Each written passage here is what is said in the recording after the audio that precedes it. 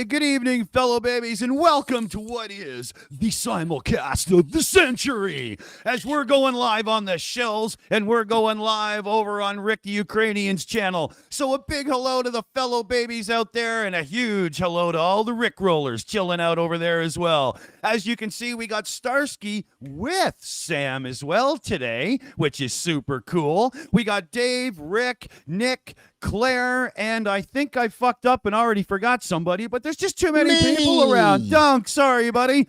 And we've got some awesome stuff for you. So we should, as usual, get this going with the traditional turn it over to Starsky for a little bit of headlines. So here we go.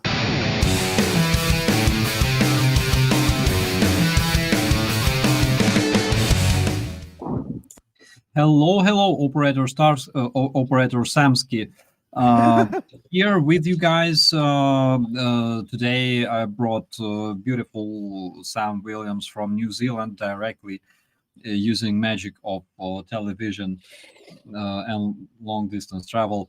So let's see some updates from Ukraine. The biggest update that unfortunately continues since beginning of this week is the fact that Russian terrorists keep striking Odessa, Mykolaiv, and Kherson, but primarily Odessa. They keep shooting all kinds of missiles they have, including caliber, both sea-based and ground-based, including Iskanders, including X-22, X-59, and X-59 that we saw several days ago, shot by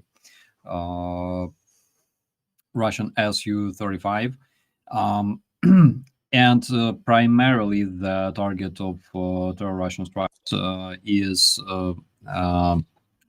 docks, basically all the naval facilities, all the facilities that load grain and food. Also, yesterday, Russian terrorists hit one very specific church. It's an old monastery in Odessa, and they also hit a residential area. The missile exploded in the yard, damaging things. We know that numerous people were wounded. I believe that 12 of them were wounded, unfortunately.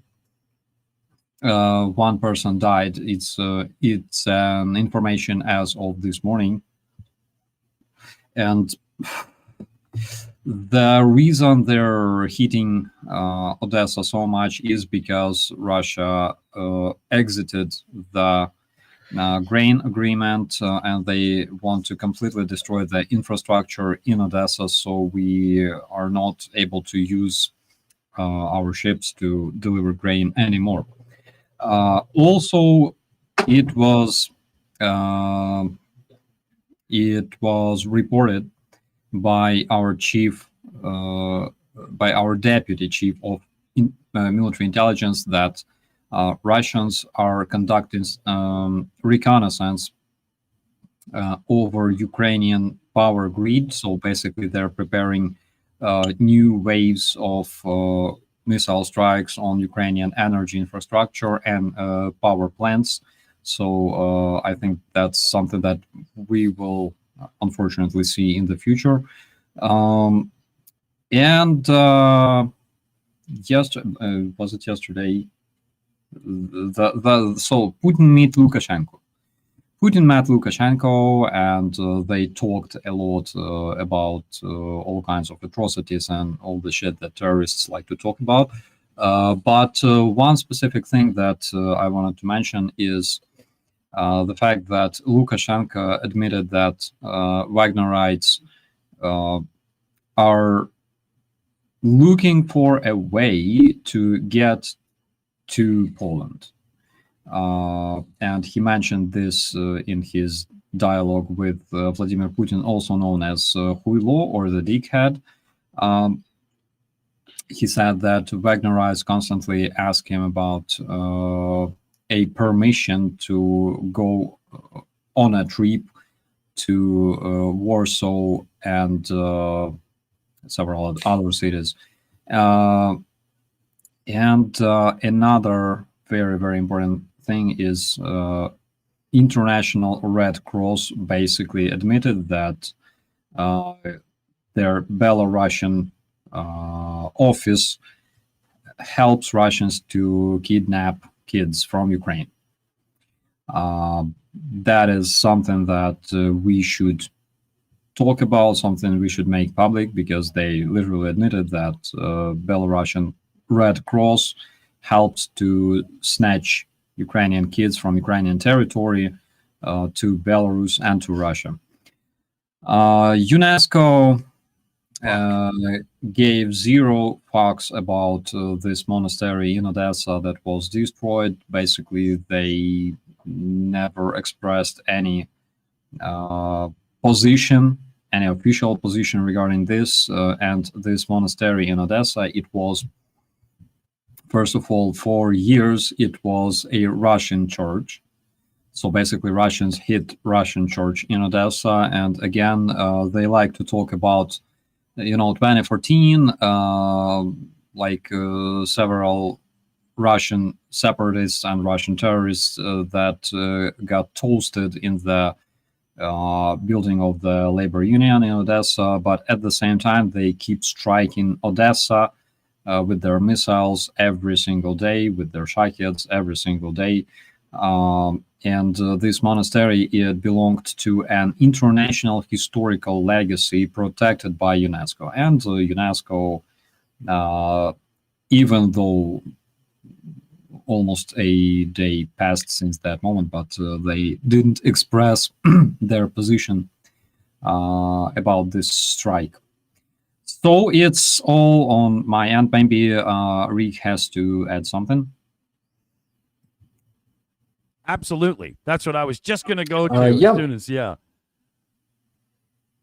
Oh, there we go. I didn't hear if you mentioned Gerkin being arrested. Have you, Starsky? No, I haven't. You did. You haven't. Okay. So yeah, he's been arrested, and unfortunately not by Hague, but by Muscovites. He's been arrested by Putin's regime, and he's going to spend, I think all of his life before he's going to be liberated by some fascists during the civil war that's coming to Russia. You all know that it's coming someday. But best for him is going to be to transfer to Hague and then go be judged by the International Criminal Court. This is the best option for him. But that war criminal is actually also being named as a Putin's criticist just in some Western media. Have you heard of that? That's such a bullshit. He's not just a critic. He is a war criminal who started the war in 2014. He was the first one to enter Ukraine there in Donbass. So never mistake a war criminal for just a Putin's critic. It's very important. But that guy definitely deserves to rot in the prison for the end of his days, definitely. That's what I still haven't forgot to mention, but I will give words to you guys. Thank you so much, Rick. Also, we should remember that Gerkin is among the criminals that were accused of shooting down Malaysian Boeing MH17, flight MH17, over Donbass. Yes. 298 people died. Gerkin used Russian anti-air book system that was delivered from Russia, from, I believe, 53rd Terror Russian Anti-Air Brigade, and it was brought back after this terrorist act was committed. So he's been wanted by many different law enforcement agencies in the world. Best option for him would be, of course, to end up behind the bars in The Hague, because Nobody knows what's going to happen to him during a civil war Oh. in Russia. He can be both No, they liberated and executed. So Yeah, they should tie him against the wall and let the rest of the prisoners use him like a fucking Yeah. jailhouse pincushion. Exactly. Yeah. And actually, I wanted to add that his friend and another terrorist from 2014, Gubarev, was actually going on a meeting. It's not a meeting. How do you call this? Picket, right? The single person picket there. And Protest. someone was joining him, and they were all packed as protest. Yes, it's a protest. So they were all packed by police, by their OMON, and they were just not given any shit. Resistance, yes.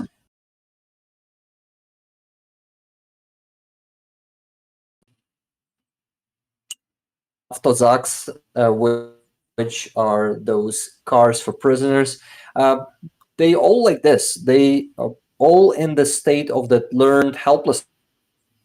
And unfortunately, no decent coup will be happening anytime soon, I guess, because Prigozhin was the only one. And look how pathetic he ended with that coup. he's not a media guy at all. They just go, like, he disappeared. yeah, and the funniest thing is, watching terrorists who literally occupied Ukraine or helped to occupy Ukraine, and then when such stuff happens, they suddenly remember about democracy, protests, and they go on a protest in a country that hates protests, that Yeah. hates democracy, and basically that's that finish was expected.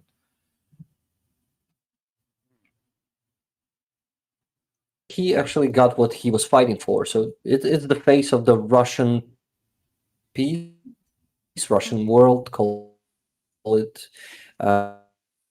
as you like. But yeah, that's what he wanted. And now eat it, Gerkin. You wanted gulag. Go. We should we got a couple of super chats we can get caught up on if Dunk is all prepared and ready there, and then I think Claire's got a couple things she wants to bring up from the news this week. Okie dokie. We start with the super chats tonight with Yuri Bench. Gives us 69.90 Israeli shekels. The message is Slava us, and I think just basically good old Slava everybody. I suppose with that one. Next one is Keller Heller is a member for 1 month. Gives 19.99 to keep Ali in Mountain Dew. Well, I think Mountain Dew is just there to give the vodka a bit of taste, Well, we'll see how it goes. That's the super chat so far.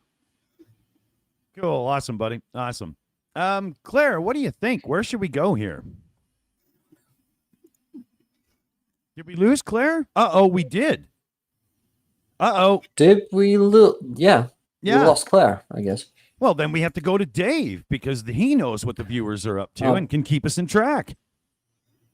Is he there? Here, hold on a second. Dave, whatever you've done to your mic, it sounds great. Yeah. It's the both having best issues. I have ever heard you since we've been on the Shills, Dave. It's just spectacular. Well, this is the thing. You can hear me now, and I can hear all the audio. And all I wanted to do was to say hello to Amy, who was passing through in Discord, and everything froze. And it might have thrown Claire out. It might. Okay, Blame Dave Hour. It's the Blame Dave Hour. We're going to have to retitle this show. It's fine. I'm used to getting the blame. It's fine. Don't worry. I'm used to bailing you out as well. Let's actually start the show then, shall we? Before I get to any questions in the chat, I wanted to know a little bit more about some of our guests today, because I did admittedly miss some preamble in the pre-show because of my roast. So where do we come from in Ukraine? Rick and Sam. Okay, I'll begin, right? Because I was Sure. named first. So I'm originally from Makivka. It's near Donetsk. It's like a satellite city of Donetsk. They together make a huge city, as big as Kiev, I guess, probably even bigger. And I also lived there in occupation from 2014 until 2019, but I've been telling this story to many of you guys multiple times, so you probably know. If you'll have some questions about that, be yeah, ask them. Also, I wanted to use this moment to say that I'm happy to be here on the Shills because I didn't say it in the beginning. You guys are awesome. You're doing a great job. Nice to meet you, Dave. Nice to meet you, Dunk. Nice to meet you, Nick. Though you're from another channel, man. Your channel is also great. Well, thank you. Nick found the Yeah, I key know, to the man, I back know. door, and I just can't fucking keep him out anymore. I don't know. I think, and Claire is back, I guess. Nice to meet you, Claire. Yeah, If you hear me. We got And Claire nice back. to meet you, Sam. Nice to meet you too. Welcome. Welcome to Ukraine also. You know, the hospitality of Ukrainians is well known, so I guess you've already learned that. We're always happy to see the people from all over the world, and here we're really respect all the cultures and views and everything. Every I don't know, every person from all over the world is welcome in here. Welcome, Sam. Thank you. So I will pass the word to you, Samsky. Today you're named like that. Yeah. Can you please tell our friends where do you come from? How did you end up being here in this frame with this ugly bald man? I'm from New Zealand, and I caught a plane, and then I caught another plane, and then I went in a car.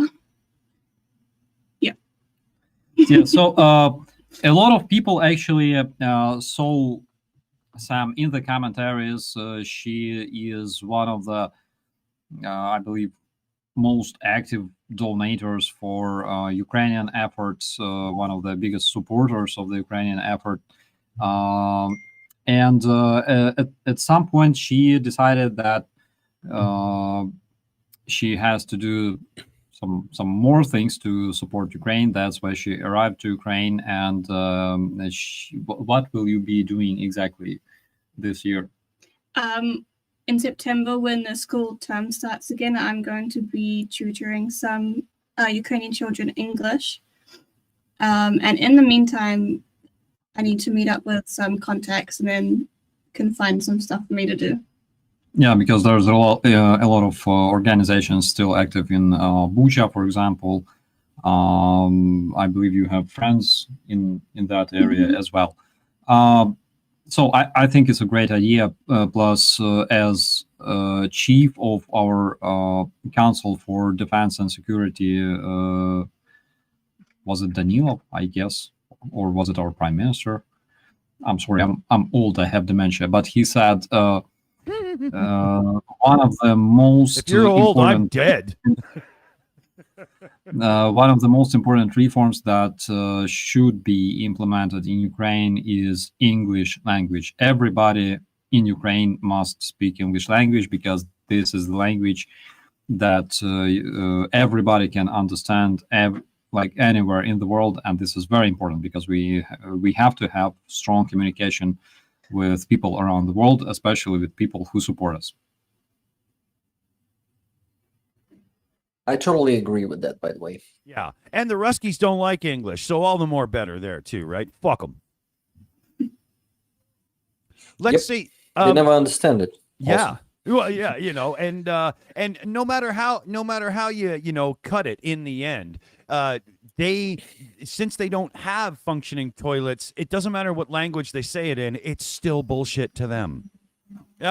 Well, let's see. We got Claire back in. Claire, what about some of the news and stuff that's happening? Is there anything you wanted to bring up and get in with there? Well, the major thing was with the church and the attacks that they're doing on the church there on purpose. That was a little unsettling to wake up Can't to hear it, this Dick. morning. Yeah. You can't? Oh, Yeah. shit. I can hear. I can hear. Oh, is it? Oh, they can't out on the. DK Oh, might cut have the to stream. refresh because he's having an issue hearing her, but we all do. Yeah. Well, does the stream, bloody as long hell. as the stream is up, okay. Yeah, Well, you're here. You're on the stream for sure. yeah. Well, I saw the comments, in the article first thing in this morning, and it was quite distressing because that just seems so terroristic, especially with the amount of injured and to destroy such a church and such a big part of it. And there's such an alliance there with the Ukraine Russian church. And Starsky, like, how are the people or the general feel about that? There must be a big uprising in regards to that. Not that there isn't already against Russia, but it had to be very personal. That just seems so damn personal to me. Absolutely. There were several interviews that I saw today.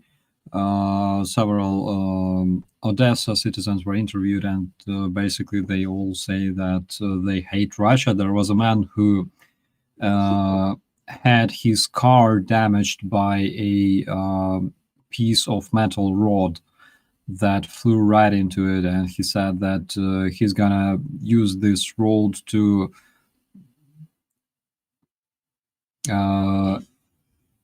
punish Russians if he sees them Yeah. via their rear part. I completely understand him, and also, just so you could understand what kind of rotting and shitty people the Russian church are. Actually, there was another video, and again, it can be found in all kinds of monitoring Telegram channels.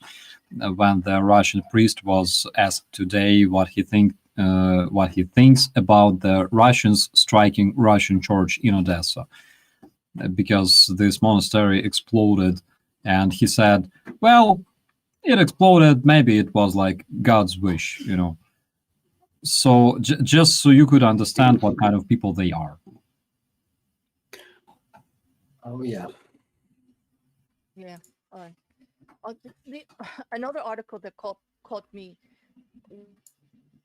was the Russian tourists who were beaten by chairs in Montenegro for causing all kinds of trouble in a little resort town there. It seems like Russia's not really got a popular opinion out there, and that was kind of good to see. They were causing some trouble, and the actual whole resort village rose up against them. And it's actually a video out there right now of several Russian tourists getting beat up by the locals for just being ornery and causing trouble. They were actually quite rude. Like, they were being very rude to some bar workers and some just general in the area. They were attacking the restaurant and destroying the restaurant. And the locals just said they're not going to have it. And they just started attacking them. And there's a video of them getting beat by chairs, which I should send to you because it is quite amusing, and I think you would like it very much. I'm wondering Russian tourists are greedy. Russian tourists are always drunk. I remember one time I had rest in Turkey in like 2010, 2008, 2010. And they were already drunk by 9 a.m. Talking shit to their kids. Kids were replying shit because, like, Russians have absolutely zero culture, you know, of communication. Russian father would be like, "Danil, what the fuck are you doing? Do what I fucking told you, motherfucker." And he would be like, "Fuck you," like, you know, Russians. just rude. So, Yeah. yeah, it's a normal thing, guys. They have zero culture. That's why they grow up into those fucking orcs that we see today. It seems they were drunk. They drove over an embankment and into someone's motorcycle, and blocked the embankment and traffic with their car, then got out, went into the restaurant like they were going to get served. Like it was kind of wild. well, Very thank entitled you. and obnoxious. Thank you very much for that, Claire. Russians were drunk in public. Exactly. Breaking Yeah, news. right. Exactly. Breaking news. But it was, the chair part is the amusing part. Just the fact that everybody rose up against them and just started beating them with chairs because they were trying to destroy the restaurant was pretty amusing. Because nothing else works. Unfortunately, only violence is the only thing they understand. Oh yeah. And it's the only thing they deserve. And I can tell you that you can ask, I don't know, anybody what they think when they hear words Russian tourists. I don't think that you can expect anything positive as a response. Yeah, No. being rude and being violent is actually one of the two main parts of their culture. Great Russian culture, that thing, Russian greatness. It's all about them. They do booze and then they go punch someone or try to, and then got beaten by the chairs. Yeah. So that's how we should respond to great Russian culture. I agree. Yeah, absolutely. They have this fake belief that they are unbeatable, that they have strong army and all other shit you can imagine. That's why they have their asses kicked usually in such cases. I just wanted to say another big hello to everybody over on Rick's channel, all the Rick rollers there. Hope you're enjoying the show and whatnot. This whole simulcast thing, Rick and I threw together pretty quick in the background, and I was being all confident, like, I got this, no problem and whatnot. I had never done it the way we're doing it today and had no fucking clue if it was going to work, but it's coming through great, so we're good. It's alive. Yeah. I wanted to turn to Nick Suter there. We've gone over a couple news things, and I can only imagine you're chomping at the bit for a couple of these things, man. You might as well get it out. Come on. Well, yeah, okay. Well, I think the grain is the biggest and most important thing to talk about. As to the church, I doubt that they hit the church deliberately. Don't get me wrong. If they had the option to, they've kidnapped children. They're committing genocide. Why wouldn't they hit a church? Of course they would. They just don't have the accuracy. Their weapons don't work that way. If they hit anything, they're lucky. I don't think they care that they hit the church. I think they'd have targeted it deliberately if they could. But I don't think they're really capable of that degree of accuracy. And it's like, Putin, oh, we hit a church. Great, fine. I don't care. So I just think so minor correction there. But as to the rest, I think the grain is extraordinarily serious. It's obviously very serious for Ukraine. They need the money. They need the resources. So that's the first part. The second part, it's extraordinarily serious to the world. Putin has only two moves, I think, on this front, and I don't think he cares which one he ends up with. But the first is either he's the U.S., the UN, any number of organizations are going to come to him in the background and say, listen, we can't release any sanctions, but we'll release maybe some SWIFT payments, do some stuff under the table if you let the shipments continue. And I think that's what he's hoping for. And I think there's a 50-50 he's going to get it, because we don't want to, negotiate with him. We don't want to work with them. But when you're talking about millions of people starving to death, Ukraine represents 1/3 of all the grain that's going out into the world. It can't just stop. So I think Starsky, this is terrorism. What they're talking about is you're going to allow us to re-engage with a world to which we've been openly hostile with. They've been openly hostile with everybody on the planet, and you're going to permit us to do that, or we're going to have millions of people starving to death. So that's utterly insane. That's possibility one. Possibility A. I think possibility B is that if the U.S. doesn't capitulate, if the UN doesn't capitulate, he's going to have everybody starve to death as rapidly as possible. The point behind this is to create mass migration, especially into countries like Turkey, southern NATO, and southern European countries, and you are going to have waves of starving people, and these countries are going to have to decide, do we want to take them in and start to burden ourselves significantly with this, or are we going to keep them out and let them starve? And that is a lose-lose scenario. And I think they're going to let them in. I think there are many treaties and conventions that require that we let them in, and good for that. but Turkey in particular can only handle so many migrants coming in who are starving to death. Right. And I think what Putin is hoping or counting on is that as they come in, the resolve of Turkey, the resolve of any smaller NATO countries that are currently supporting Ukraine are going to sit there and say, wait a minute, this has to stop one way or another because it's negatively affecting us. I think Putin doesn't care which of those two options happen. They are both utterly horrific. He gets to play the financial and the infrastructure food supply game all in one here, right? Yep. So he's willing to basically commit more genocide just to put Ukraine in a tough position and to put NATO in a tough position. And it's breathtaking how evil that is. The world can't allow this. Bottom line, done. That's it. We cannot. Yeah, allow this. I agree.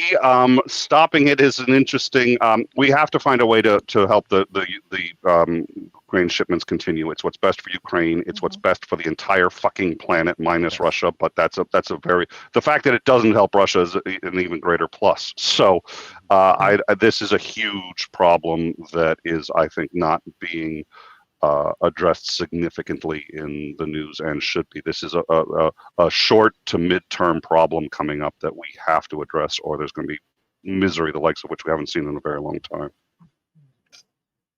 Yeah. John, one thing I wanted to mention regarding this go. regarding the strike is there were several interesting nuances. So after the church was hit and after it was it went public everywhere in the news and stuff, after all those reports, Russians started, as usual, using different bots to spread misinformation that actually it was a Ukrainian missile. Of course, we destroy our own houses, rape our own women, and commit suicides when we, like every single time when we, fight Russians. Everybody does that. But it was interesting, and I know that Rick will understand me because they were using Google Translate to translate Russian messages into Ukrainian. And for example, the name of this church, Свято-Успенский Собор, I believe, it was translated as Спасо-Преображенская церковь, was translated into Рятувально-Преображенська церква. Yeah, it's totally ridiculous how they translate those.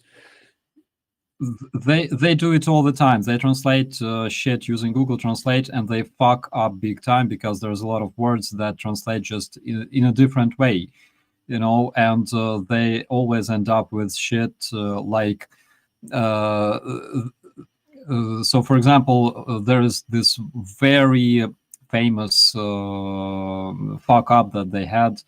They wanted to say there is no more will to withstand these tortures, but because they cannot translate it properly from Ukrainian through Google Translate, they ended up with there is no urine to withstand this floor. Rick knows what I'm Немає вже сечі терпіти ці пекельні борошна. Oh yeah, that's how it's pronounced in Ukrainian. Yeah. And they do it all the time. And after that, after this message that was spread by that was massively spread by Russian bots, Russian Ministry of Defense made another statement, official statement, that they hit a facility that was allegedly located in the church, where Ukrainians were producing naval strike drones. Jeez, eh? There was a question in the live chat.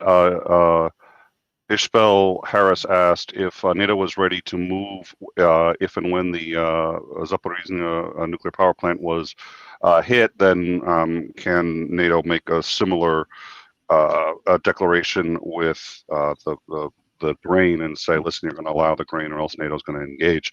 I think logically that's a great point, and I think logically that makes a lot of sense because you're talking about huge numbers of people who are suffering the consequences either way. So what's the difference? Part of the difference is who's in NATO and who isn't. And while NATO is eventually going to be affected by mass starvation, in fact, that's kind of the point of causing mass starvation, it's still one step removed. And I think NATO is very cautious about how many times it threatens Russia. Nobody believes, if Russia says we're going to do X, Y, and Z, nobody cares what they say. They may or may not do it. Just because they threaten it doesn't mean they're going to do it. If they don't threaten it doesn't mean that. You have no idea because everything they say is utter horseshit. NATO does not threaten lightly, and I think NATO is very careful when they do it. And I think, regrettably, at least right now, the grain is one step too far removed from directly affecting NATO for NATO to be willing to say you have to permit these grain shipments. Having said that, there are alternatives. Turkey is, I think, looking for alternatives because Turkey, well, there are a number of reasons. Turkey has the most control and influence in that in the Black Sea, and I think also if they involve themselves, there are ways in which they can do it that may insulate certainly the U.S. from having to get directly involved, but permit the stopping of these attacks. So I think everybody's working on it. It's an all hands on deck for NATO, but I don't think you're going to see any kind of similar declaration there. That's the problem because it doesn't affect the larger ones. 65% of that grain goes to all the low and middle income countries that can't fight back. They can't do anything about this. It's going to take larger country like ours and NATO to do anything. Well, and it's a secondary effect as well, right? I mean, it's like the NATO cutting off the grain isn't directly affecting a NATO country. The destruction of the Zaporizhzhia nuclear power plant, you can claim, directly affects every country in NATO because it's you're setting off a dirty bomb. So NATO can say, because this affects all of us, it is an attack on us, and we will treat it as an Article 5. You can't easily do that. You can make the argument, but there's too many steps in the argument to do that with the grain. So I think the grain is just it's another problem. And yet all the statements say that it's not surprising, that it was predicted that they would do this eventually anyway. So I don't understand why they're not coming forward with a plan on what they intended to do about it. Yeah, I thought I read that in the Washington Post from an article, Claire, that everybody was like, well, we knew this was coming. Come on. Every source that I've read 18 articles on it. Every single one mentioned that this was predicted and it happened. This is not something we weren't aware was gonna. So where is the recourse? Where is the response then? If you knew it was going to happen, then what are we going to do about it? You've had time to think about it. Like, come on. Like, we my can't understanding. wait. Yeah. My understanding was it was predicted about a week in advance. A week in advance, our intelligence said they weren't going to do it, and they telegraphed that they weren't going to renew it. So You mean I backing don't know out what of the predicted deal? means. Yeah. They didn't back out. They refused to renew it. That's they did not back out. They honored the deal presumably to the last second, and then they backed out. And then the question is, does Turkey stay in it? In which case they're obligated to protect the grain shipments against Russia, which is a potential Article 5, or do they say, okay, we're going to nix it and come up with something new? Can you just give a quick background of potential Article 5 meaning? Yeah, so Article 5 is an attack against, it's usually phrased as an attack against one is an attack against all. If a country is attacked and it's a NATO member, they can request a triggering of Article 5, and then NATO can sit there and consider it an attack on everybody. The only country to have asked for Article 5 is the U.S. They were granted Article 5 on September 11th, or as a result of September 11th. So that's it. And if you attack a Turkish ship unprovoked, if it is completely an unprovoked attack, then Turkey can request Article 5. If it's granted, and it probably would be, then all of NATO is required in some way or another to engage in a response against that. So that's Article 5. I got to turn to Dunk here because we got a couple of super chat shout outs and member stuff and whatnot to do. Dunk, let's hear what the good viewers have had to say. Well, not just the good viewers, just any of them. Yeah, so we start off with Richie MC, is a new member, sent in $10. Hashtag fluffy to remain on Starsky's shoulder fund. I think what you need to do is buy Starsky a t-shirt that's made of catnip. Cats do not respond to super chats, but thanks anyway. We have Aussie T, who's gifted 10 Shills memberships. These are Ishbel, Kurt, God knows what that is. There's not can't read that word. Slava Ukraini, Deborah, Justin C, Jason Bourne. Oh, welcome. Nick. Are we sure that's who he is, though? Well, it might not be. Nick, that's not Nick Suter, Nicobot.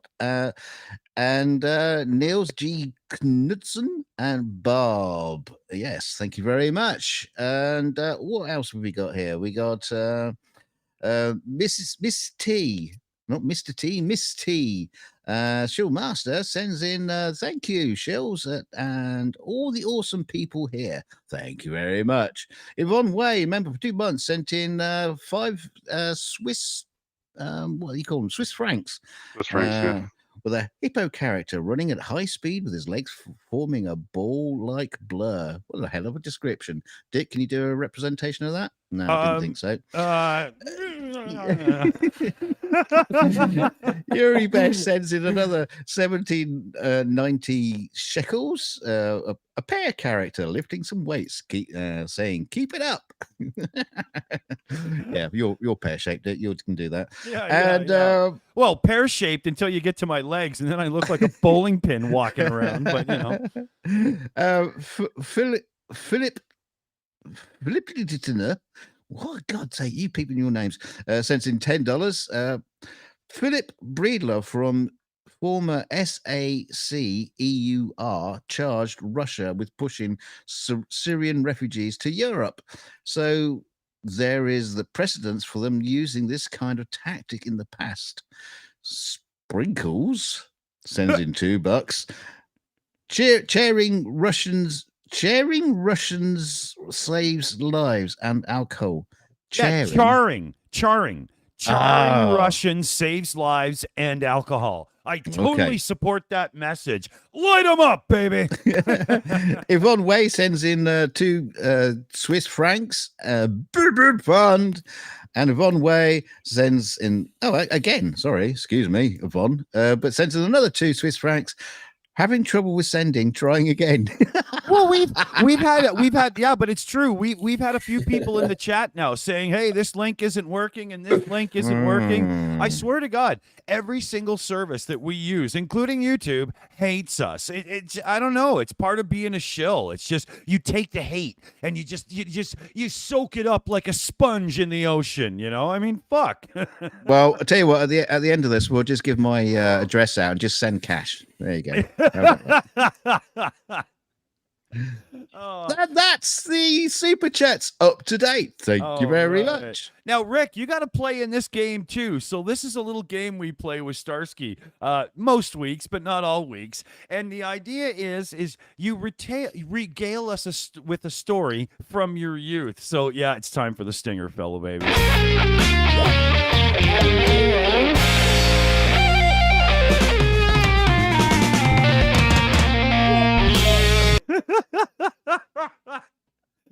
So Starsky, take us home.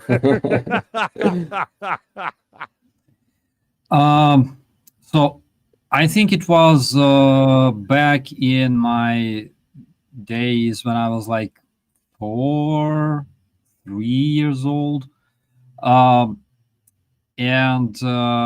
we were on a trolley bus, I believe. Going to a clinic because I was sick or something like that, and you had to bring like a bottle because it was like Soviet times. You had to bring like your own bottle with your own, like urine samples and shit. And of course, in trolley buses, there's a lot of different people like babushkas, dedushkas, babusias, and shit. Yeah, and because I was a very cute kid, curly hair and stuff, I didn't curse so much. Some local babusias or woman decided to talk to me. And she was like, what is your name? How old are you? And all that shit. And like, what are you doing? And I'm like, I'm going to see a doctor, and I'm bringing him a bottle. And in our area, when you say I'm bringing a bottle to somebody, it means that you want to bribe somebody with like a bottle of vodka or something like that. So it was kind of fun. I like it. Okay, Rick, your turn. A tale from your youth. Let us get to know Rick My the story. Ukrainian a little better. Okay, guys. So I had a car, and that car was not a very good one. It was the old Ukrainian car. By the way, I want to see everyone. How do I do that? Okay, I don't know how to do that. Oh, it's But I pinned was on the talking center. Yeah. talking about Ninja. Yes, that's what I was talking about. Dick. I somehow see only Starsky. Uh, or I can continue like that. Whatever.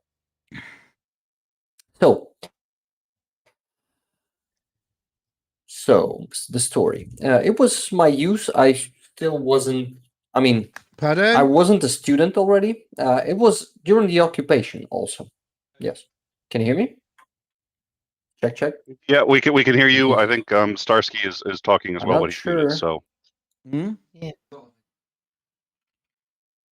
Doing what I like. I was like role playing Rick because you could only see. oh, you us could on see. the Oh, video. that was okay.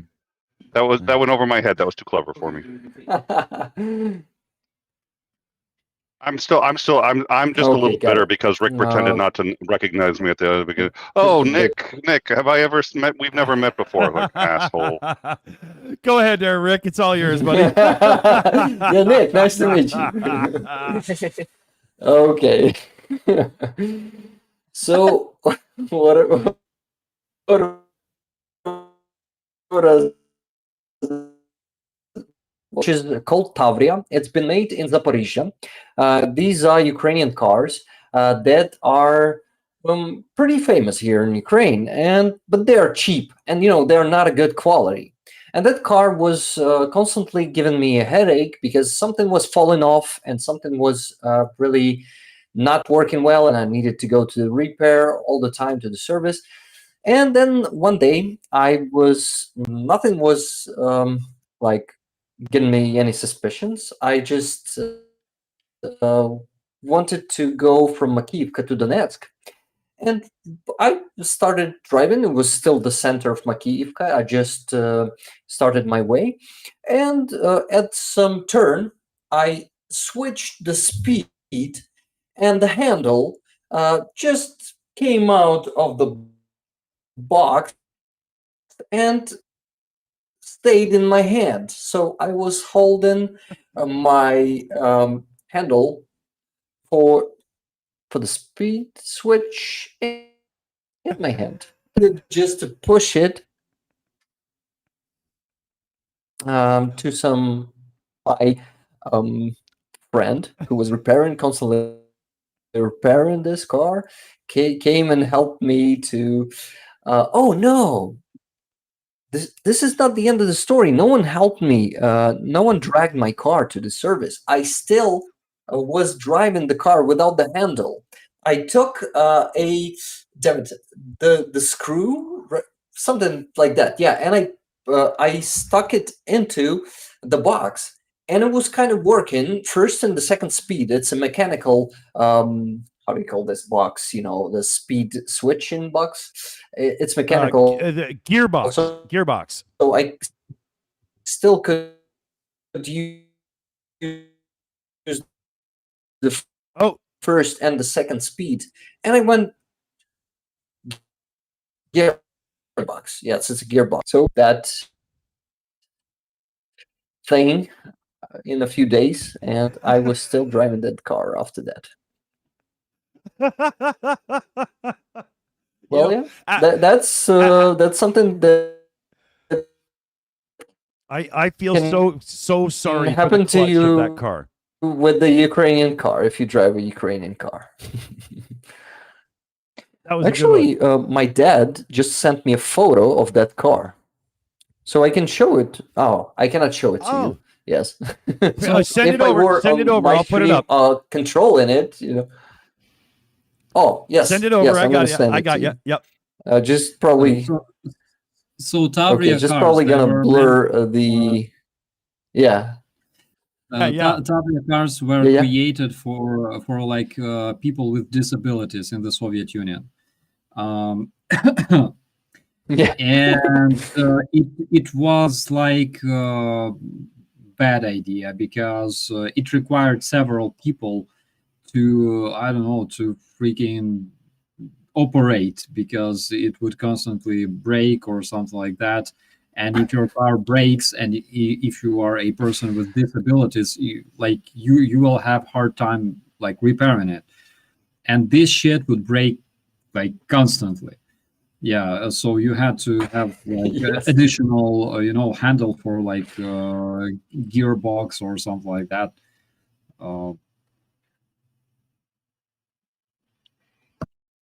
Yeah, you could be driving and some parts of your car could just fell off your car, and you could just lose it on the way. And there are still a lot of them, even here in Kiev, I must say. Like the whole the sort of Soviet Russia era of cars with the Trabant and stuff have such brutal reputations over in North America. It's kind of funny. And as I understand it, the poor orcs, funny to say that, but they made that stupid Trabant car with that Duraplast fucking shit for the body.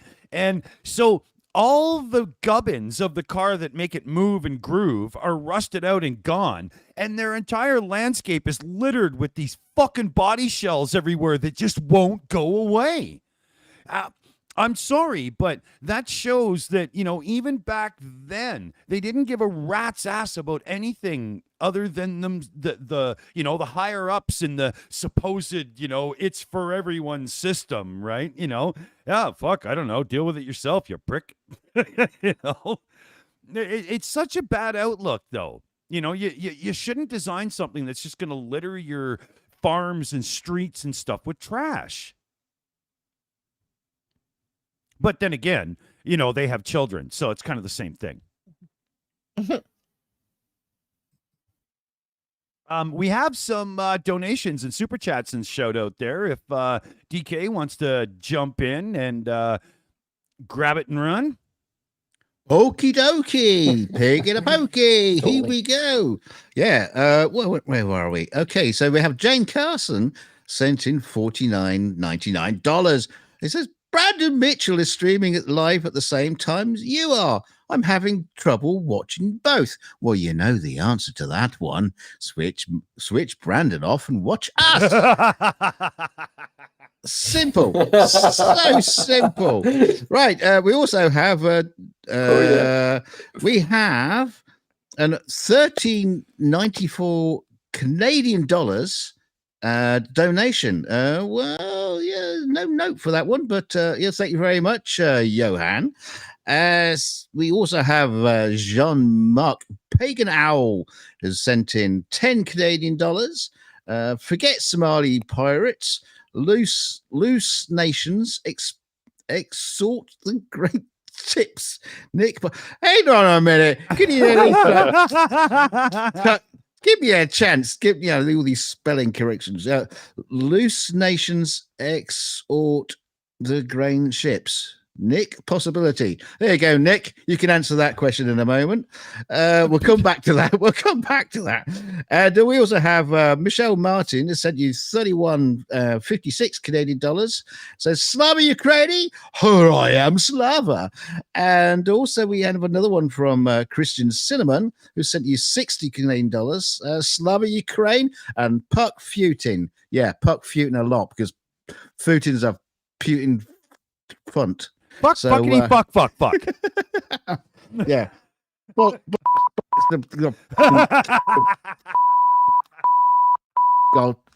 yeah. So yeah. So we'll go back to this question. Yeah. Yeah. Give a man okay. a button. So Nick, this was a question for you. Forget Somali purates, loose nations exhort the grain ships. Nick, possibility. Okay, so forget Somali pirates. I have no interest in exporting the grain myself. I appreciate the thought, but I don't have. I mean, I could maybe get a canoe, but I think even against the Black Sea Fleet, that would probably be about a 50-50 matchup, and I'm just not. Those aren't Nick, great odds. Just, even. just pop it in your pocket and sneak past them. A dinghy in a bucket, man. You got this. Come on. So, before I get to that, because I do want to get to that, two quick things. So, Rick, you were roboting a lot. It might help if you turn off your camera. Dick, your sound is perfectly fine, but we can see you clearly, so it might help if you turn off your camera as well.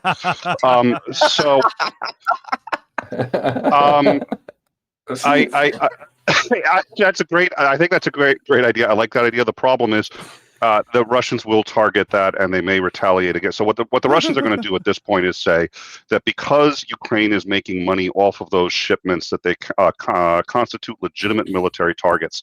So if another country individually decides to help with those grain shipments, they're going to have some significant means of defending themselves. Otherwise, Russia will say, you've involved yourself in the war. So it's going to have to be a NATO country so that they've got the Article 5 protection. And the question is then, how interested is NATO in playing Article 5 roulette with Russia, which is essentially what we're talking about. So it ends up getting very complicated. I think it's a great idea, but in the end, if a country that does not have the backing of NATO decides to help with those grain shipments, I think it's going to cost them dearly. So it's not an easy problem to solve, but it's one that we have to take extraordinarily seriously. And from what I can tell, it is being taken seriously. So, yeah, I'd see there. Now, Rick, I've got the picture ready here. So this is the car Rick is talking about. Yep. Yeah, that you know, it's tiny, but it almost has the look of like a Lancia Delta Integrale or something, like the body lines and stuff. Like, I wonder if this is one of those times when Fiat, I think, owned Lancia, and Fiat hooked up with the Russian car company because they did that with the Lada and whatnot, right? It looks very familiar. All the petrol heads, the gearheads out there in the chat, tell me I'm wrong. Come on, it really looks like a Lancia. You know? Yeah, see? First and last. Oh, yeah, I actually agree. It looks like a bit. Yeah. Yeah, it does look like it's got Renault headlights there, Paul, for sure.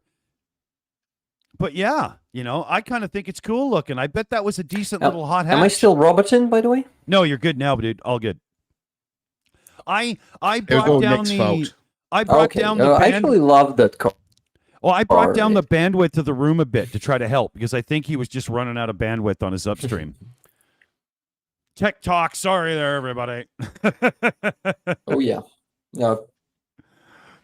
So that car, it was so many of good memories and impressions. It was pretty powerful. It was light. The weight was low, and it had a small engine, but it still could drive 150 kilometers per hour at some point. So highway speed. Yeah, I could do good. that with that car. Just kidding. Yeah. So my first car was a good memory, and it was a highway speed at some point. Yeah. Okay, guys. Enough with my car. Let's go to. Well, we should hand it over to Dave for a few questions because we haven't done enough viewer stuff yet. Is Dave ready? I just about am. I was just typing something to you in the background there, Dick, about various things that we should shill. Given that we're not actually very good at shilling on the shills, I don't think. I think we should give Rick and Sam opportunities to shill. Let's keep it like that for a while until he realizes that he has no mic. Yeah, Dave, you got real quiet there, like real quiet. Dave, you're cruel today. I don't know what's going on. Can you hear me properly? Yeah, now you're in. You guys hear him? Everything good? Tech issues. Yeah, perfect. Same thing. Oh, Dick, okay, did here, I'll that mute same him thing then. Hold happen on. to- All right. Oh, fine. No, we're good. Okay, I'll shut up. Do something, Dave. I'm pretty sure if the same thing happened to Claire earlier, then it's definitely a dick issue. Come on, dance, All right. bitch. Pretty sure. Okay. Anyway, I was saying we weren't very good at shilling people on the shills, and so there are a few questions here asking Oh my where God. people can find Sam. Dave, we cannot hear you. And oh, now can't hear. And We now still Dick's not there. cannot. Damn it. Oh god. So you can't hear me either on the But stream. like, actually, I can read what he says. Oh, we can really? Is it recorded?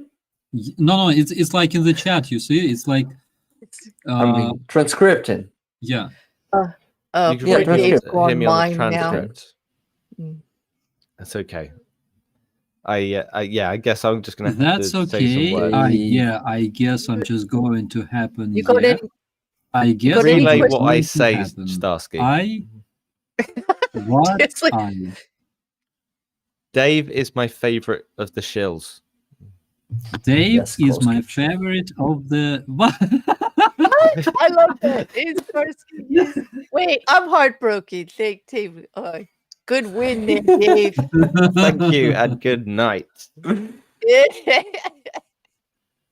was like, oh. If you can't hear me, I can't say anything. Well, I can It's hear all you, on but you. Is If there you're a on the question- stream, you're on the stream right now. I'm not on the stream. Is there a question you wanted out there? Yeah, paste it in the green room. Paste it in the green room. Yeah. Someone can pick it up. Mhm. Do it now. Quick. Hurry. Copy. Paste. It's not that hard. Dave's having too much fun with this. This is hysterical laughing. He can't move. It's like, all right. Oh, If you can't hear me, you can't hear me. Seriously? this is the thing, Dave. We can hear you. can't I- hear me. I can hear him. Siri? Mhm. Dave, what? Siri? Dave, do you hear anyone?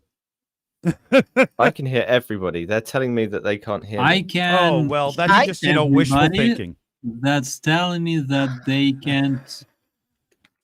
Well, oh, It might be an elaborate joke being played by Starsky, which is it's admittedly very, I very don't funny. know. might be It an is- elaborate joke being played by Starsky. Was just it's immensely very, very funny joke. Was just it's oh shit. Okay. It's because we're reading it twice because you see It's funny uh, though because the chat can hear Dave and I can and everybody else can hear Dave. You can't. You should just give us your question, like unmute. Just put your question out. Yes, several people in the chat said they could hear him. Yeah, I What's realized going that on?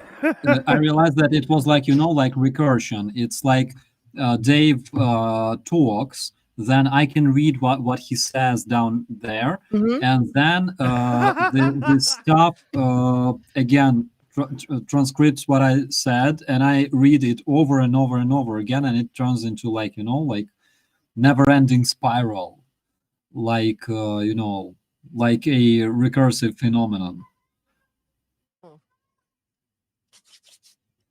Okay, now I I don't think see him. Did My he drop bad out? internet I'm was not the sure. reason. Oh, We couldn't okay. hear Dave. We still can't.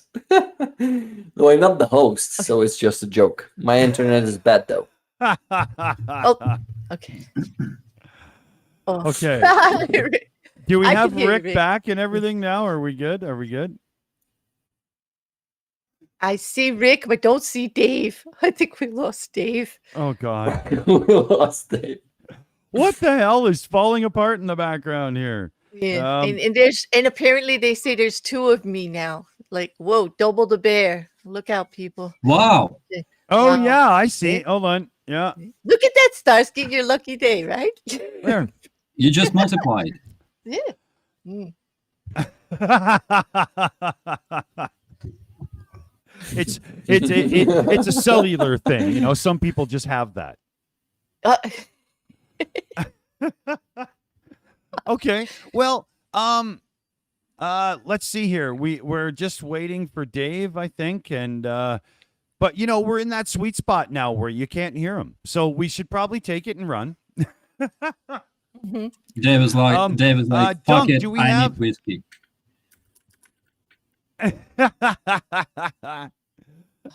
Dunk, do we have anything that we can be shouting out? Yeah, we got a couple. I was just going through the questions for the panel room, so let me go back to super chats. So we have Aussie T donated 50 Canadian dollars for the Bird Fund. We also have Aussie T gifted another 5 Shills memberships. They went to Richard, Bacon, Mick, John, D.A. Vel. And we also have John King, who's member for 2 months, is now a Shill apprentice. No message. The Bird Fund from Little Dickens, with $25.25 worth of brooms coming to your way. And we also received 20 euros from Katerina, and no message. And CF donated 29 and 44 cents to the whole hashtag. The whole civilized world stands with Ukraine. Good one.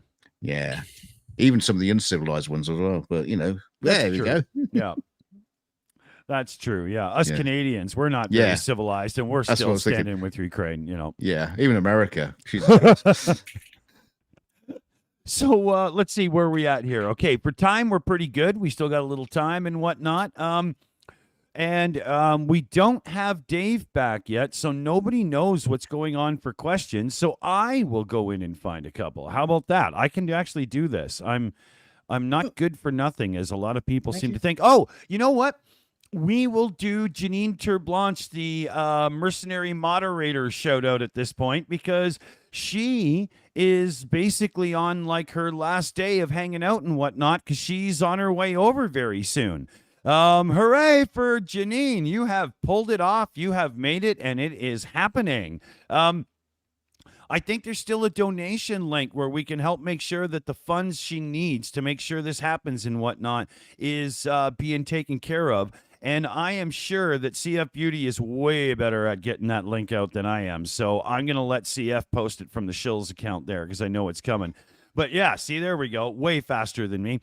But yeah, Janine is heading off to do the meals for the frontline people and whatnot. There was all kinds of craziness in the background, people bitching and complaining, trying to give her paperwork and stuff, but she fought the good fight, and she has made it happen. Well done, Janine. Awesome. Yeah, that's really cool. Mhm. I don't know if you got this question already, Starsky, but from Marcia, they want to know if you know how to operate a Stinger missile. No, not really. I know how to operate BTR-3 with automatic grenade launcher, 30mm automatic cannon, 7.62mm machine gun, laser guided ATGMs. I know how to operate AK-74. AKM obviously is basically the same stuff. AR-15. Handguns, like any handguns, except for Makarov, because it's a fucking nightmare. PK machine gun, PKM. What else? Grenades. Knives and forks. A spoon. He doesn't need that for sushi, though. Yeah. Well, Yeah, my spoon is too big, and I had CZ-526 sniper rifle. I know how to operate that one. It's not as as powerful as like 0.308 or 0.338. It's just 0.223, Mm. but still not bad at around 600 meters. Very accurate and convenient. So not that many weapons, actually. All right. Do you know how to open a can opener? Richie Mack wants to know. He wants to make sure that Fluffy is getting fed. She is. I'm using my knife. Okay. There you go. Yeah. May I take this pause and talk about my fundraiser, please? Yes. Okay, so right now we're raising for anti-drone system, the one that's suppressing drone signals, and it's almost $8,000. We're going to be also continuing the stream there on my channel with the community. So if you guys, I mean, after we finish here on the Shills, you can go to my stream and you will see how we are redirecting all the donations that I received on my PayPal during the stream to the jar of the fundraiser, and you will see how it's all happening. So yeah, if you want to donate or have the wish or ability, please do it, because it supports the armed forces of Ukraine a lot, and they are actually the most important force that we need to support now, because only they can bring us the liberation. Thank you for your attention, guys. Cool. Yeah, that's good. That's good, because I mean, I've touched on this before, but during this invasion, I'm not going to call it a conflict or anything, because it's not. It's a fucking outright invasion. The ability to crowdfund and use social media to help and assist and whatnot is, I don't think anybody saw that this was going to be the case really in the beginning, but it's unbelievable. Like, never in the history of the world has something like this happened. It's phenomenal. Not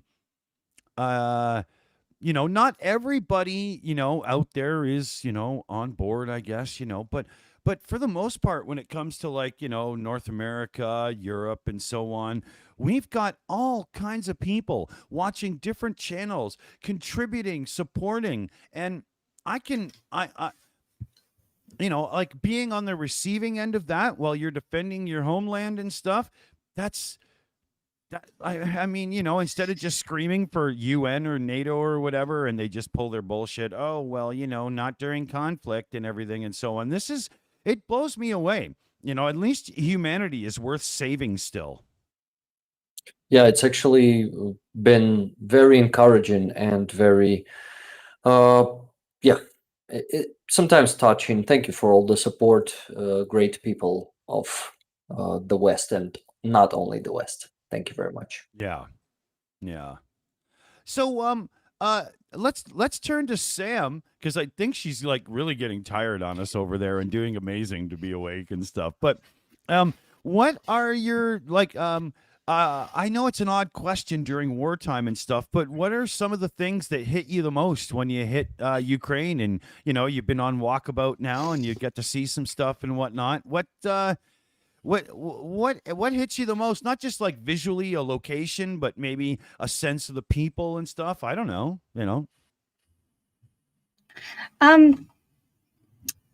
I guess like so far in Kiev, it feels like there's not really war at all, because like the people are just getting on with their life, which is really cool. Yeah, I mean, I haven't really seen that much. It's only been a couple of days, but yeah. Yeah. This despite everything, it's really good vibes.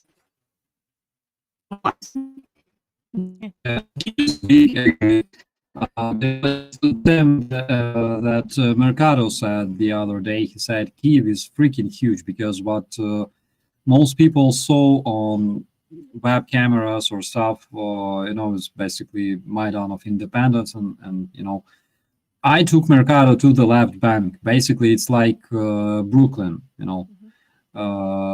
and he was so much impressed that it's bigger than, I don't know, Washington, D.C. probably. It's a huge city. And another thing is people that live in Kiev, they keep living, which is very important. They try to keep living normal life because it's a big finger in the face of Russian fascists. That became really obvious during the streams. You guys are all talking and everything, and right after the stream, there'd be an air raid, and we could see it all being announced in the Discords. And then an hour later, everything back to normal. You see the streets, everybody's just carrying on. Yeah. But it brought it really real to a lot of us that are watching, you know, to see that going on. Like, you know, you're on stream, and then there's the air raids, and then off, and everybody's safe, but the actual danger is still there all the time. It shows the strength of your people. Just to carry on that way and live your life with that over your head, like constantly. It makes us all fight for you harder when we see it, actually.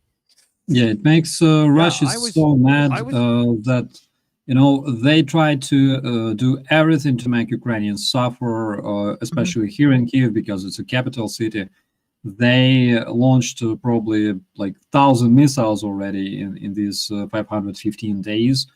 Hundreds of Shaheds. They try to freeze people in the winter. They try to destroy our energy infrastructure, all kinds of civilian infrastructure, and they failed big time. Because you probably saw that cringy advertisement that Russians made this last winter. About a family, you know, suffering from the war and eating their hamster and shit like that. But in reality, no, it's not like that. People can have good time in Kiev. They keep trying to live normal lives, and anything that Russians attempted to do to us to make our life worse, everything failed. Basically, everything failed, and it keeps failing. They are so freaking mad, guys, and it's just another psychological victory. It is, over because the they cannot Russian break your spirit, and that is what's going to win the war. Yeah. Because everyone is pulling for you now, all over all our countries. Yeah. Yeah, agreed there, big time. Agreed. May I add about the number of rockets that Russians launched? They launched a month ago. I saw the statistics that they launched 3,300 missiles on that point. And now they, I guess, definitely exceeded the number of 3,000 and a half, because they've been launching a lot of them for the last couple of months. Yeah. Yeah, including S-300 missiles. Yeah, there's absolutely more than 3,000 of them were launched already. More than 1,000 Shahed drones, I believe. I saw that statistic as well. They launched approximately 1,000 of their strategic missiles, their cruise missiles. But they're also using missiles like S-300, S-400 to strike ground-based targets. Those are not meant to be launched at ground targets. Those are anti-air missiles. They are very, very unprecise. That's why they cause severe casualties among the civilian population in Ukraine. Yep. Yeah. Yeah. Yeah, very much. I was, you know, back to it there quick. I was shocked during some of the footage on how it just looked like downtown Vancouver to me or something, and everybody was just simply getting up and going about their day, and didn't seem like a big deal. Whereas I remember September 11th, I was living in Toronto, Ontario, Canada at the time, and the streets were dead when September 11th went off, because everybody was inside instantly watching the news, all paranoid that shit was going off and stuff. It was a complete opposite to what I see going in Kiev right now. Everybody's just like, yeah, well, you know, I'm just going off to work. It's amazing. Yeah, yeah, absolutely. Of course, psychologically, it's still kind of hard to get used to the fact that everything that surrounds you can disappear in a blink of an eye. That's why people don't try to get accustomed to, you know, good things, but we do simple things that make us happy, like meeting with friends, having good food, listening to good music, things like that. That's kind of psychological relief that we all need. Yeah. Speaking of I food, totally agree with that. yeah, well, speaking of food, we always talk food on this show. Starsky, what has Sam got to sample so far, and what is she going to sample coming up? Yeah, so she already tried what we call pork jam in Ukraine. It's like grinded salo, which is basically lard, just with bigger amount of fat, and mixed with garlic, mixed with spices, and you put it on the bread, and it tastes so good. Oh yeah, I love that one too. And Rick, if you were going to introduce somebody to Ukraine for the first time, what food dishes would you say they have to have? Oh, I must say that we discussed that with Starsky also when we were trying to feed something to Andrew. But of course, this is famous borscht, holubtsi, which is a damn it, it's a meat Cabbage with the roll. rice inside of a cabbage roll. Yeah, inside of the cabbage roll, and they are also pampushki, which goes with the borscht, and vareniki with the cherry, but not only with cherry. We have different types of vareniki. For example, with potatoes, and with then with salo or roasted salo, which we in here call shit. Starsky, help me with the word. I forgot the word. Lard. Oh, wait. Shkvarki. Skwarki, yeah.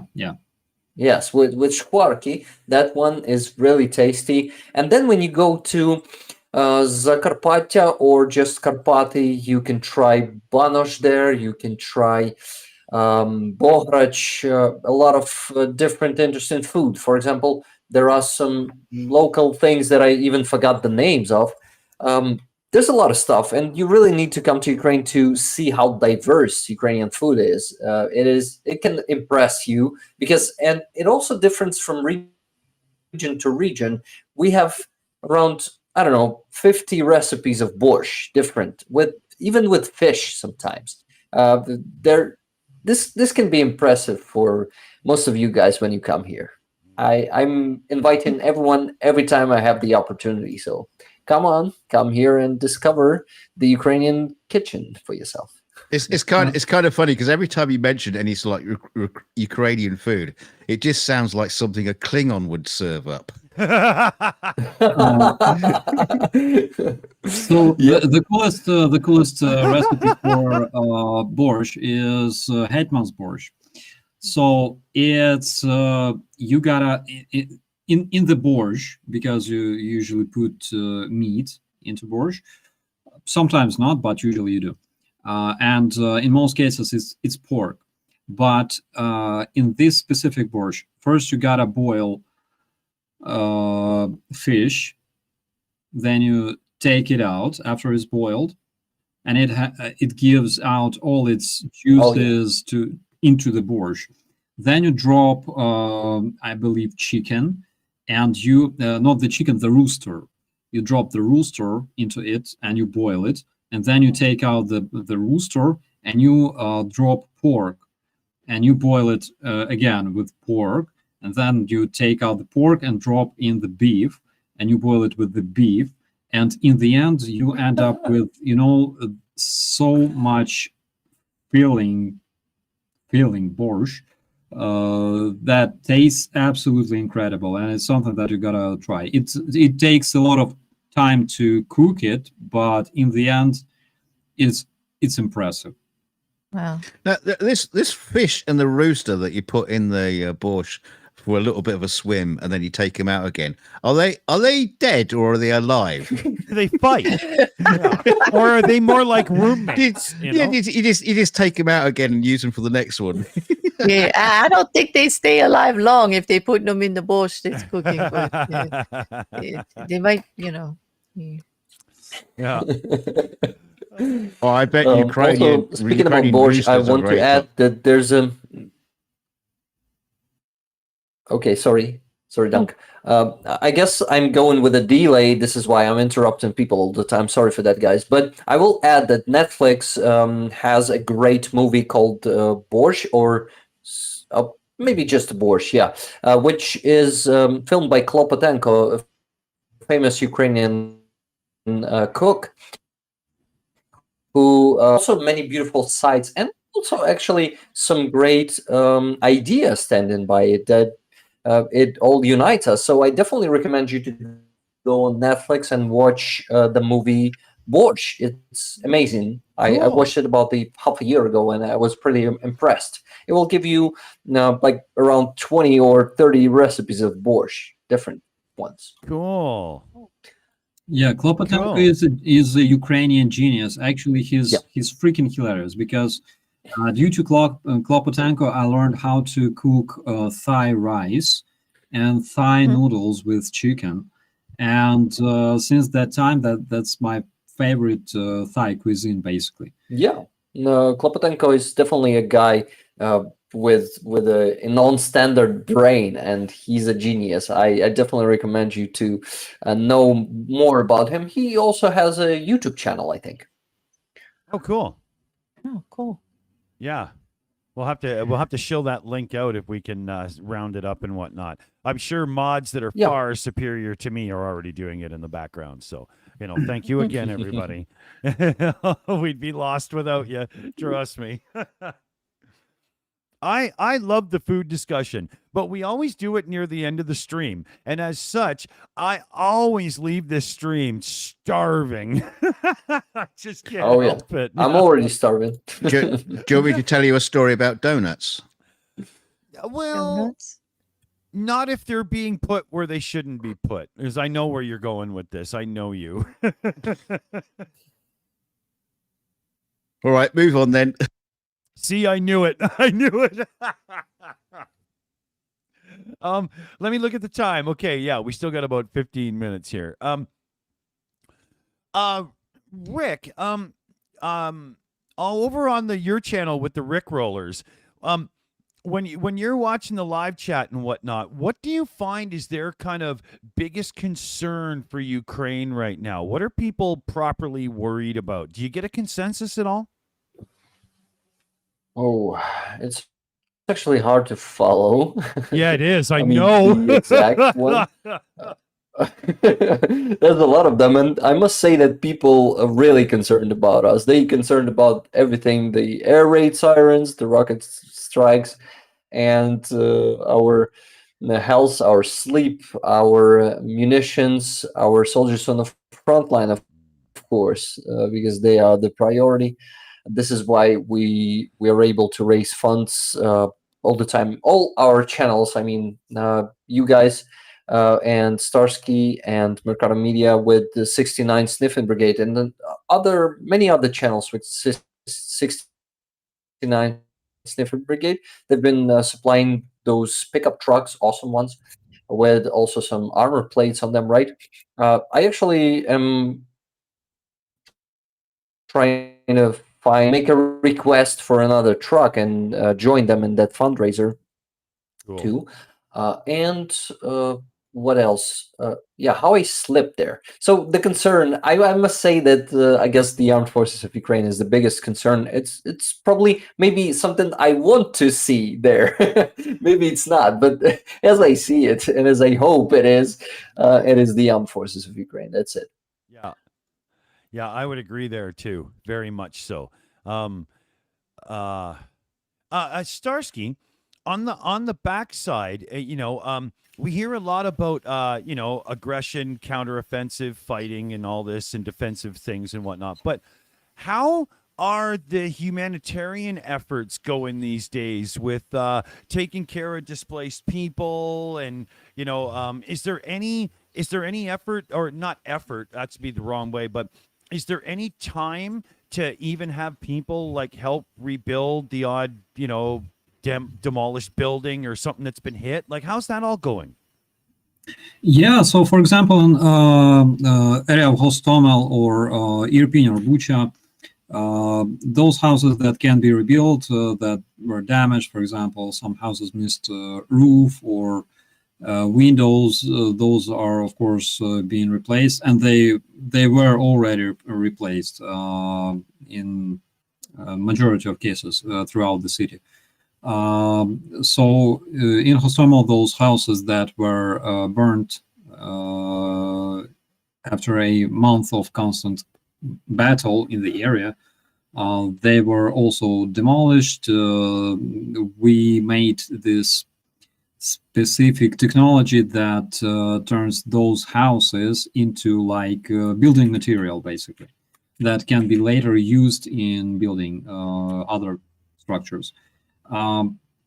But generally, I would not say that it's proper time to start, massively rebuilding destroyed cities, because I think after the war is finished, we will have this huge demand in people that have experience, that can build structures, that can repair infrastructure. We will need those. As soon as the war is finished, you will see that.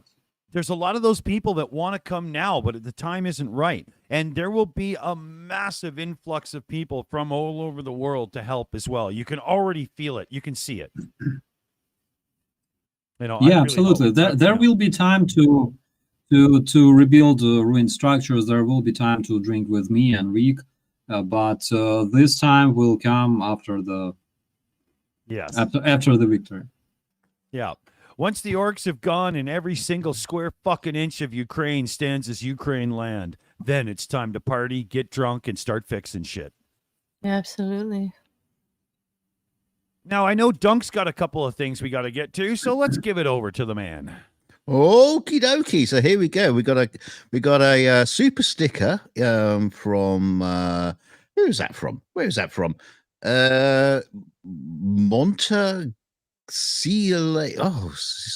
Montenegro sent us 500 Norwegian kroner with a little video game controller punching and kicking. Oh, good for you. We have Dave Boy sent us £1.49 with a picture of a hot dog and ketchup. I think he's hungry. But we also have a question here from B.R. Bodin, who sent in 500 Norwegian kroner. It says, from different videos of Ukraine soldiers, they have assault rifles without any optics. Are optics wanted items for the Ukrainian army? For some, yes. For example, me personally, I use just mechanical aim, just the iron sight, because I can shoot professionally with this shit. I shot a drone using just my default aim. Yeah, but it was a Ukrainian. Yeah, it was a Ukrainian drone. The only working drone in the 59th Brigade, I believe, back then. But this is how we became good friends. So it depends, guys. Some guys use collimator aims with magnifiers and stuff like that. Those that I don't know, we're probably talking about special forces that need that stuff. It depends. Guys who can, for example, afford a more advanced aim, they can do that. They can buy it for their own rifle and attach it and customize their rifle to their needs. Personally, I don't really need that. I received a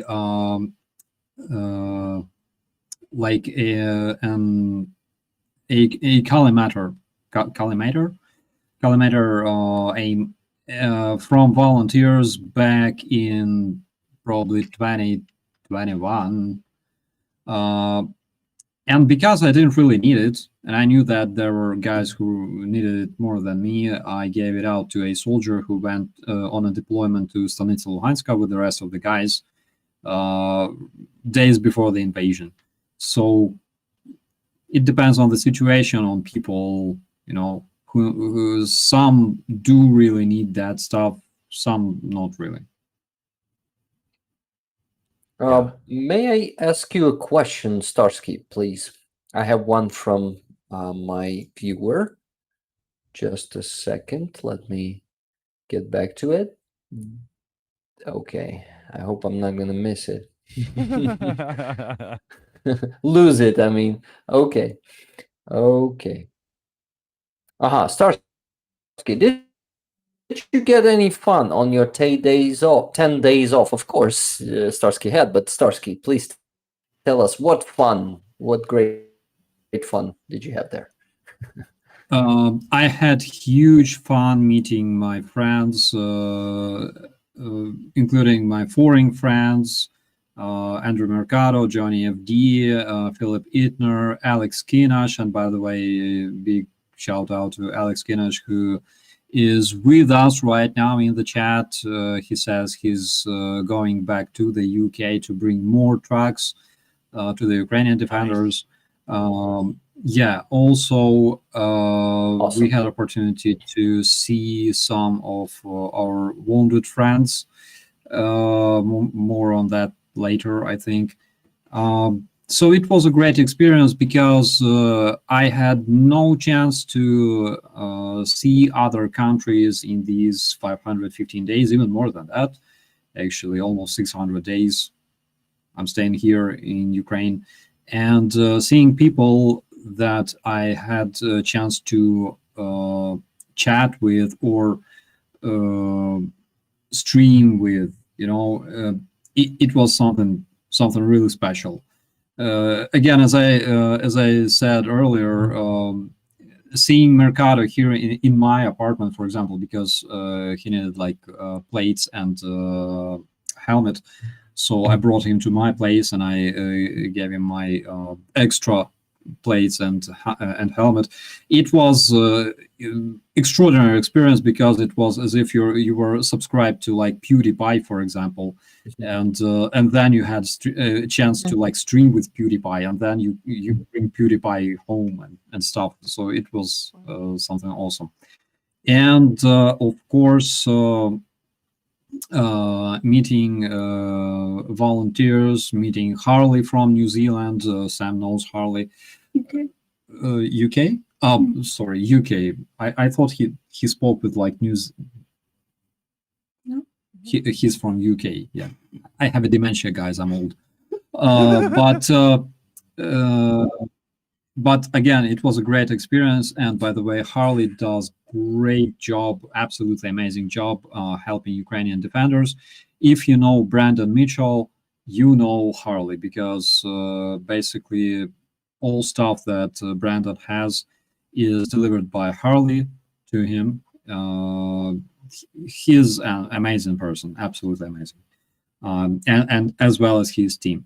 And of course, receiving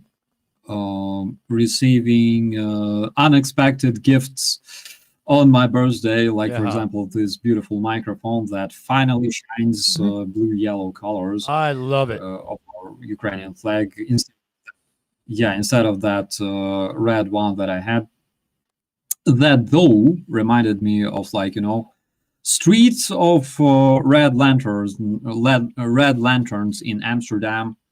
That is where you will definitely see me after the war, just lying down drunk or dead. So it was really, really cool. And I don't celebrate my birthday usually because I'm too old to this shit. But this year was very, very special because I was surrounded by my friends, by Oleg and Alicia and Dundee the crocodile, this legendary from Australia, Mick and is awesome. many other guys. And yeah, Yeah, absolutely. Good Morning Kiev, the show that was started by Mercado and Alex. Again, it was amazing. Alex is absolutely fantastic at Alex. reading weather forecast, sports, sport news, and Starsky, if we can do next week on Sunday again, Alex can join us for the show. Right. That would be It was great. quite yeah. entertaining. It was the best part about those shows, is seeing everyone from all the different channels together right there in Ukraine. That's awesome. Yeah. It was. There is a question from the chat that's here in the room, Starsky, of that visit and what you did with everyone during that time with Mercado and the rest of them. What was one of your favorite moments? Although I know your birthday was spectacular, that probably sticking Good out. question. That was really lovely to see, actually. But is there anything else besides the bacon in the can that Russians have to eat? That was pretty gross. Let's not talk about that, okay? Yeah. Yeah. One of my most impressive moments. My God, there were so many of them. Probably like my birthday. My birthday, because my friends joined me. I was presented with a beautiful cake with a shark jumping into waves of Hungarian coastline. And this cake was brought to me, by the way, by Sam and my bro Mirko. Oh. I hope that he's watching us right now.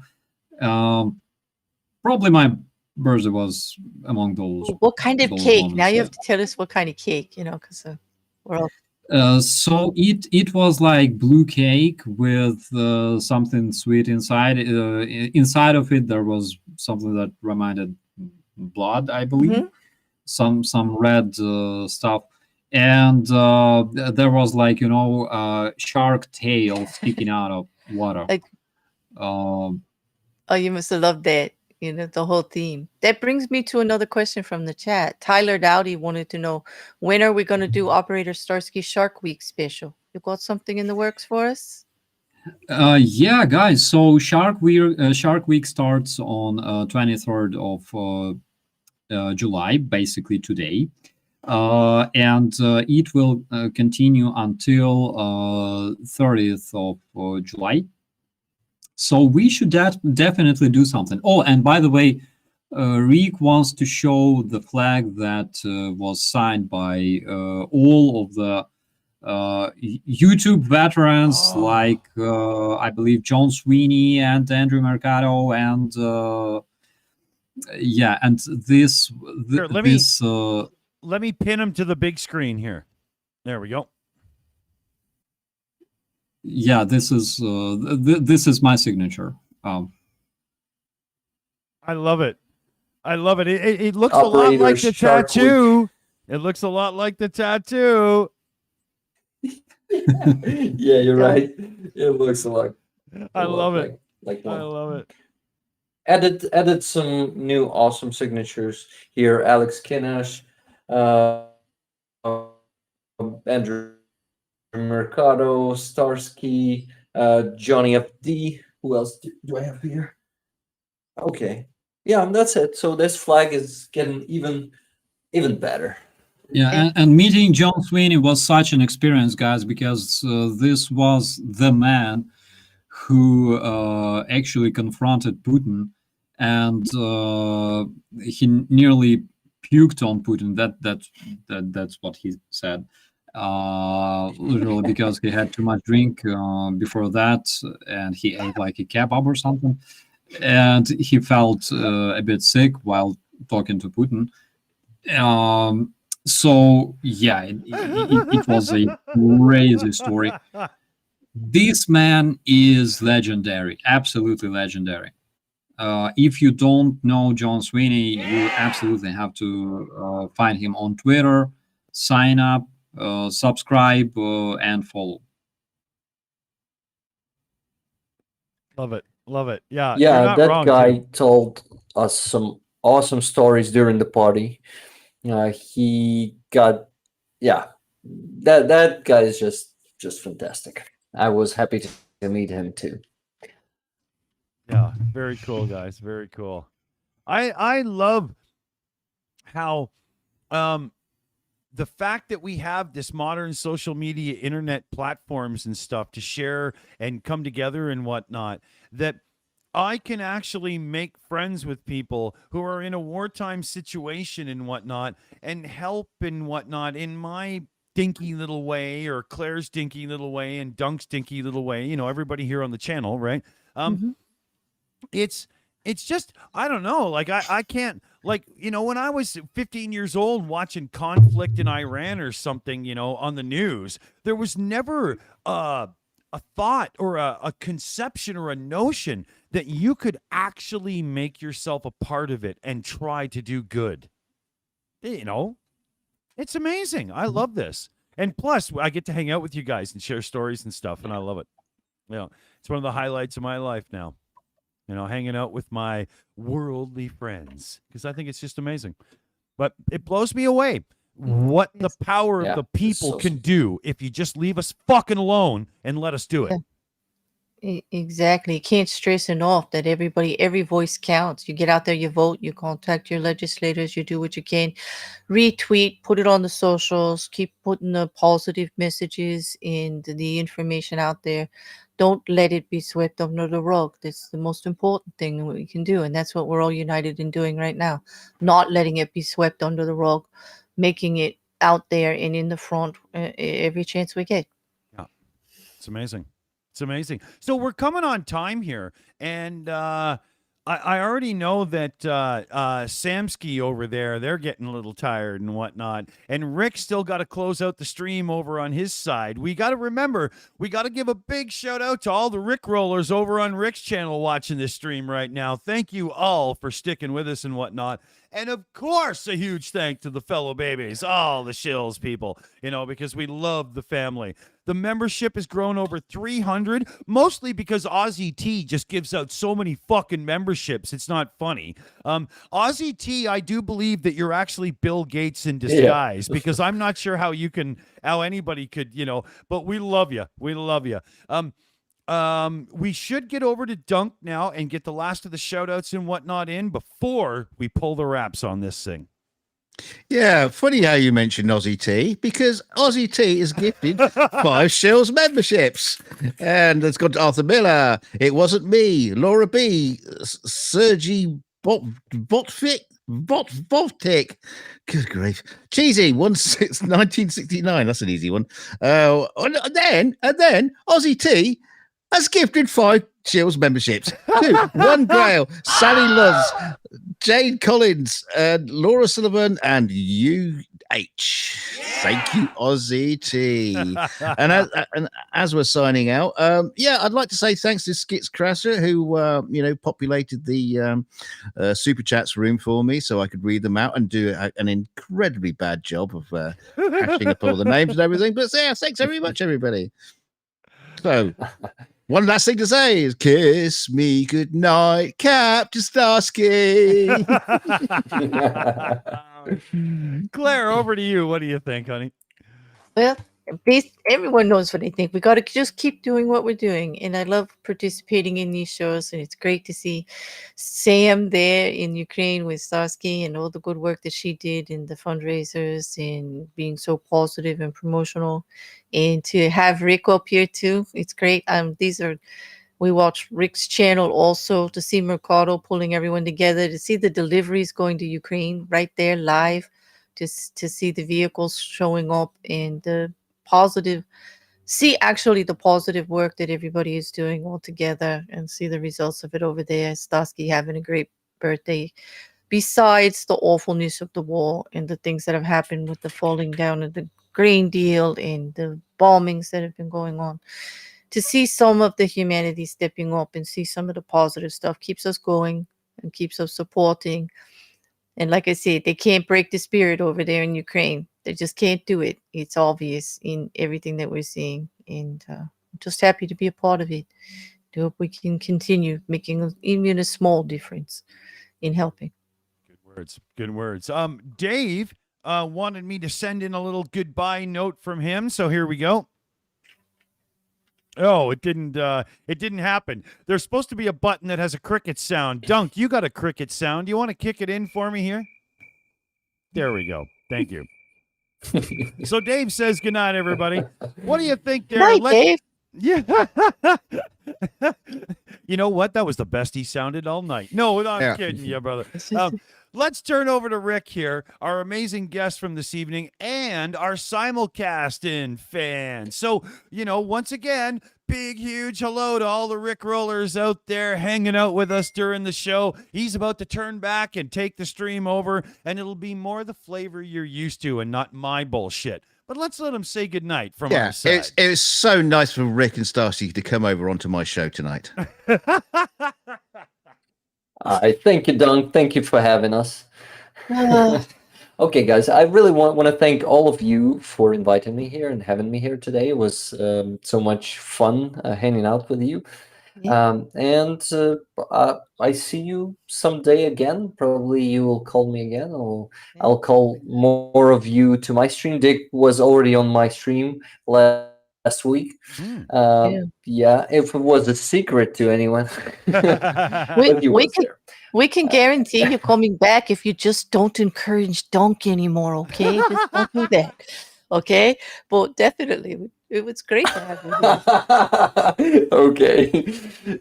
Okay, guys. Thank you very much. Thank you for all the attention you bring to Ukraine, all that you do. Thank you, and thank you to your community. And I thank your community. And what else? That's it. I will only say Slava Ukraini, and we'll give back word to Dick. And Rick is going to keep this show going on his stream after. He's going to continue his show. So everybody here in the chat, you get your punk asses over to see Rick the Ukrainian right now. We're going to get the link dropped in the live chat ASAP. Once again, our mods, CF Beauty and so on, will beat me to the punch. But Rick, as soon as we click the button to shut down the stream, he clicks his button to take over his stream and keep going. So Rick Rollers out there on the channel, you don't go anywhere, fellow babies, because he's coming right back. Now, let's turn it over to Starsky and Sam, collectively known as Samsky. Yeah, guys, thank you so much. It was a pleasure to see you here, and of course, it was a big honor to see Rick, my buddy.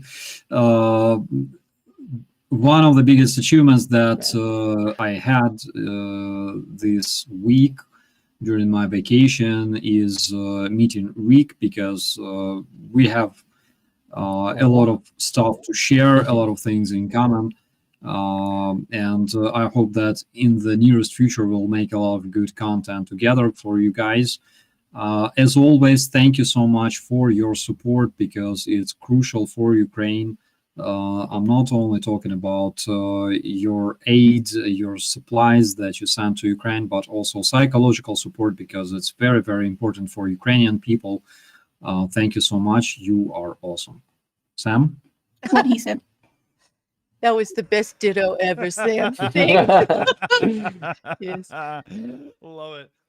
Before we close out here, fellow babies, remember, you got to be bugging your local, regional, and federal governments, whatever they're called and be, to make sure that they're supporting Ukraine in every way possible. It's so amazing that we're all able to get together and run donation funds and send money in, but serious big money comes from governments. So make sure you're bugging yours to make sure that the support is kept up.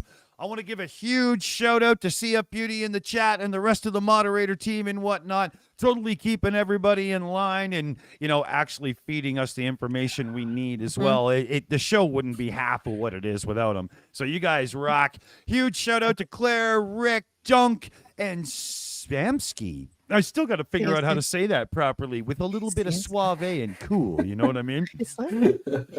But remember, fellow babies, anytime you find yourself in a situation where you're not really sure, are they telling the truth? Are they lying? Are they orcs? Or could it be Satan? Ignore the bullshit and think for yourself, fellow babies. We're out of here. Slava Ukraini. Say goodnight, everybody.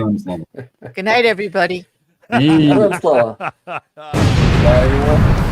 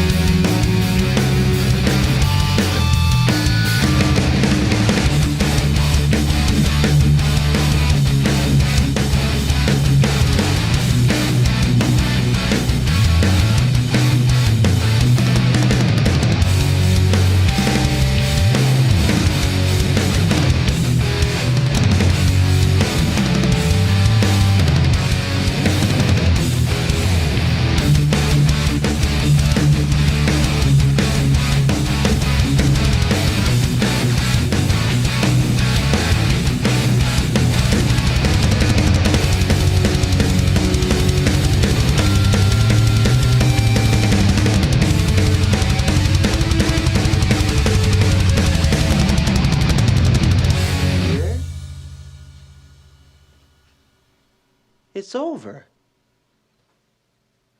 Go home.